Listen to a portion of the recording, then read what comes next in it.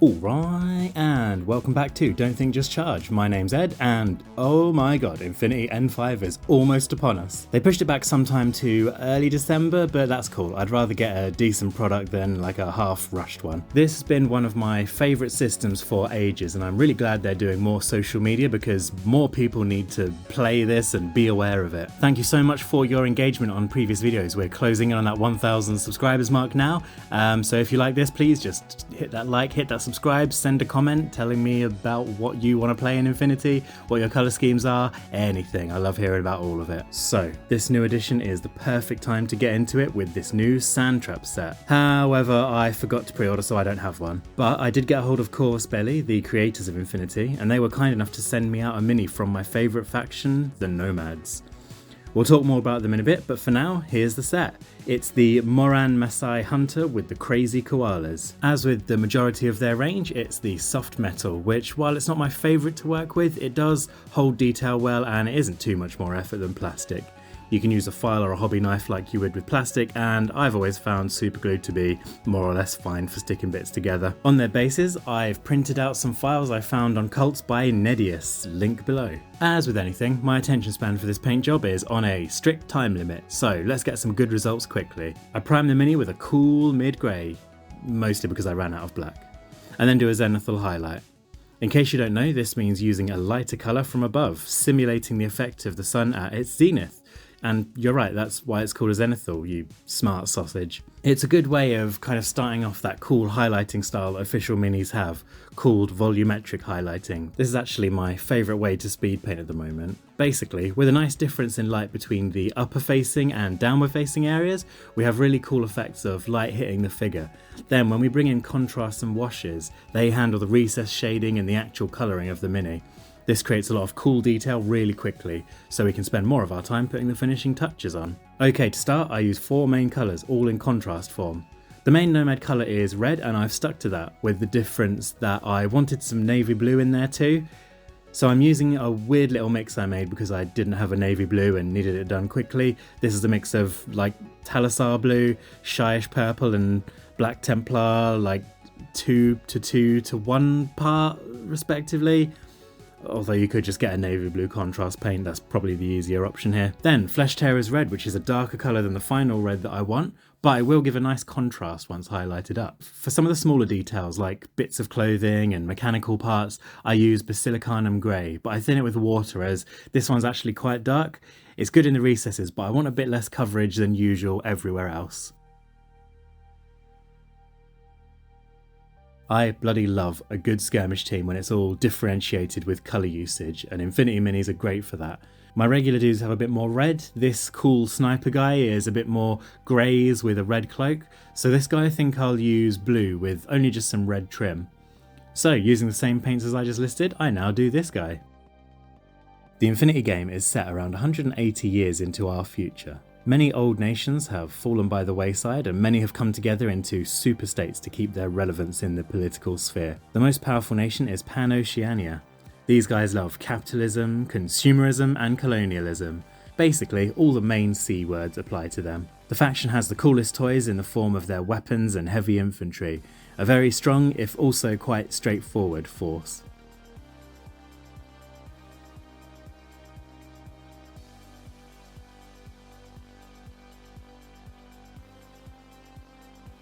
Finally, I want the weapons and a few bits of equipment to look like a dark metal that's kind of catching the light, maybe a little bit weird, so I use Shyish purple here.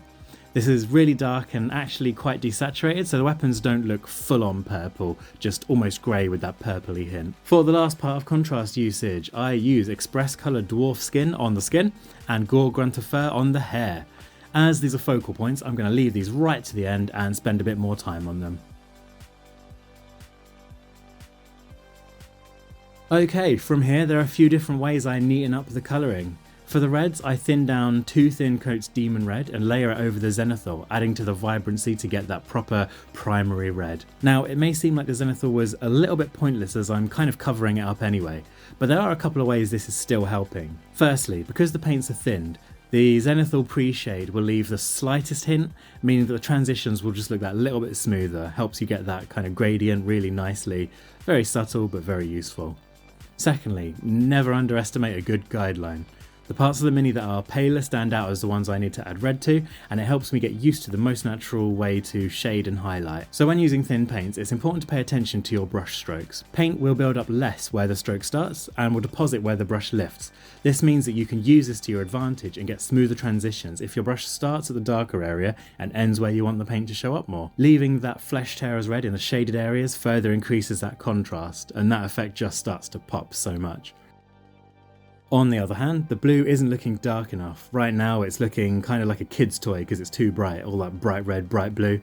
If you saw the quick start battle report last week, you saw the regular dudes at this point in the paint job, and they looked a bit shit. So with this, I apply a couple more shades using Drakenhof and Nightshade in particular areas. Same logic here, I start the brush stroke at the area I want less and then move it towards where I want more, in this case the darker areas. The shade is going to settle there and we're going to get that really cool transition between the light and the dark areas. Same idea for the weapons here, I shade those down with Nuln Oil to look darker. Then for the blue, I do need to neaten up some parts, so I use Calidor Sky in the lighter areas.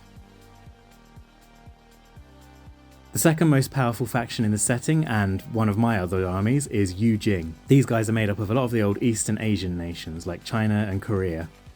They appeal to traditionalism and conservatism to create unity.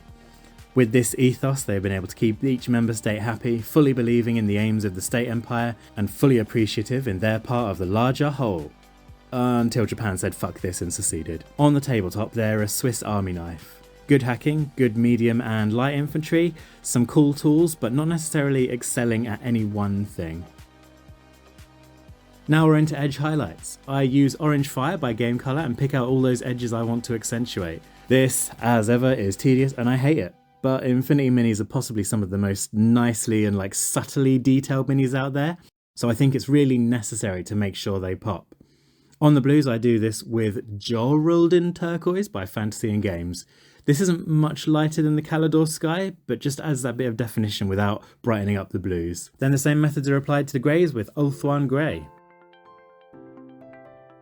Aleph is a benevolent AI that humanity installed to run its insanely complex infrastructure. We activated it, realised how lucky we got that it didn't destroy us immediately, then promptly decided that was fucking stupid, probably best not make another one. It also has its own standing army for reasons, and on the tabletop it can be quite tricky, making use of robots and vat-grown humans that can transfer consciousness.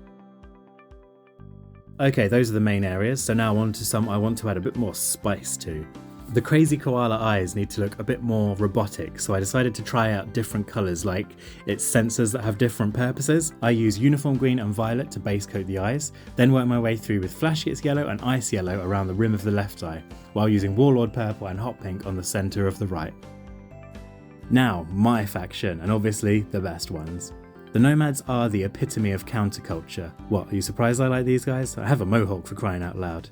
They decided they didn't really like where civilization was heading, concerned about the surveillance state, good thing this is fiction, right? And suspicious of AI ruining everything, good thing this is fiction, right? They peaced out and now live on 3 massive motherships that just float around in space, like some futuristic hippies living off the grid. On the table, they're always outgunned, but have a load of real annoying tricks to make up for it.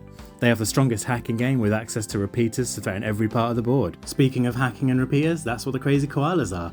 They're little automated robots that act as repeaters so the hackers can do their job, whilst not having to get too close to the terrifying heavy infantries. They're basically a little fuck you of telecoms.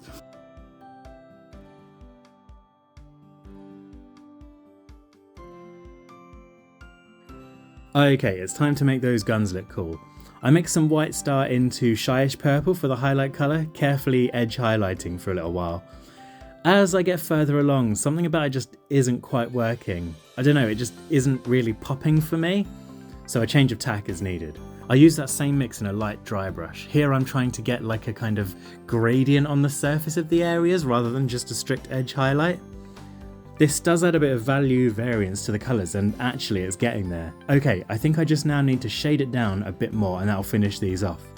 I want a bit more vibrant colours in those areas, so I go to Carroburg Crimson. I employ a method here which in my opinion is ridiculously underrated, and that's this kind of wet feathering. I throw the shade on the area I want it, quickly clean the brush in water and then get rid of most of the excess water, then drag the shade out. The result is that it mixes with the water and kind of blends out and forms this really cool gradient between where the shade is hit and where there's no shade. If you've got different tones, this makes a really cool kind of glazed looking effect. I use this method extensively in my Troglodon painting video, so there'll be a link on screen, go check that out if you want a more comprehensive guide.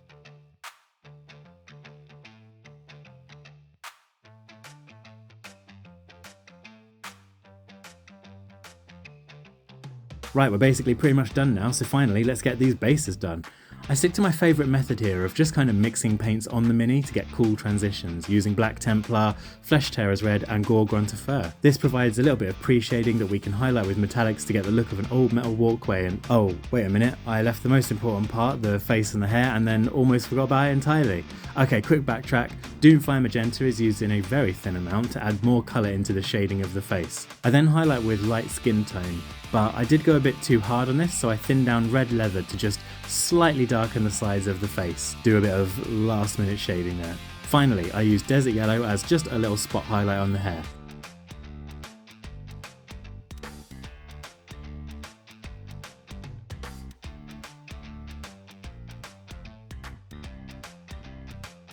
Okay, now we can finish the base. A very rough dry brush as silver makes this look like some rusty old walkway. I rimmed the base with black and the facing markings with red so they're obvious, and that's us done.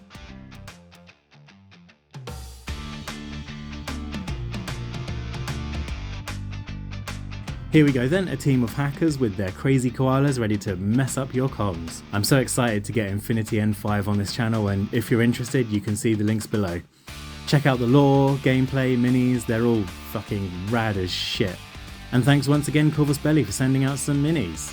Thank you so much if you've watched all the way to the end here, you are a real one. A crazy koala is running to you right now to jam up the telecoms in your area. Okay, well, yeah, you can go now.